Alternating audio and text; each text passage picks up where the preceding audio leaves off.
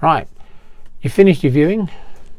Now it's time for the, what shall we say, the post-mortem. This is where you're going to look at all your notes and all your photographs, and you're going to speak to your gas man about the boiler, how old he thinks it is, the electrician and how good the wiring is, because the boiler can cost you £15,000 to £2,500 to replace. You also need your opinion from your electrician. My personal preference is you should never accept electricity that hasn't got the modern flick switch that trip when something goes wrong. You don't need the hardwired ones. That's going to cost you money in the long run. The other thing you need to double check on now is what your EPC is. That's the Energy Performance Certificate. If it's not E or above, at this present moment in time, you would not be able to rent that property. Now it could be it just needs a new boiler, it needs LED lighting, that sort of thing. So don't be put off by it, but factor it in that you need to do something into the price. So now you're doing the post-mortem and everything else and you're quite happy. What do you do next?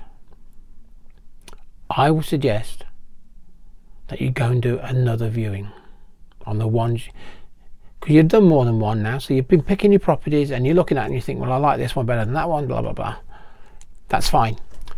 Whichever one you pick, go and do another viewing and look more closely at the areas that your builder or gas man or electricity has said. Take a hint.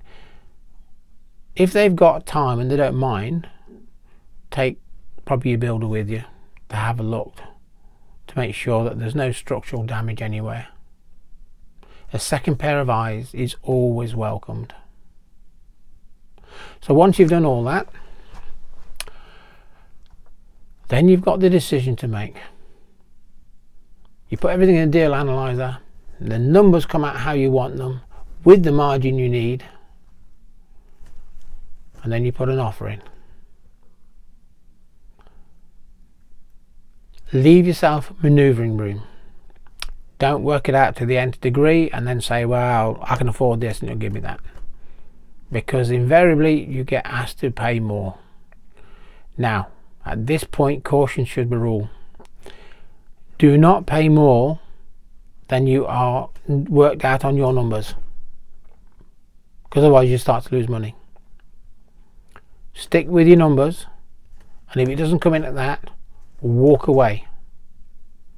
You can always go back a week or two later if it hasn't sold and see if they're still interested. Thank you.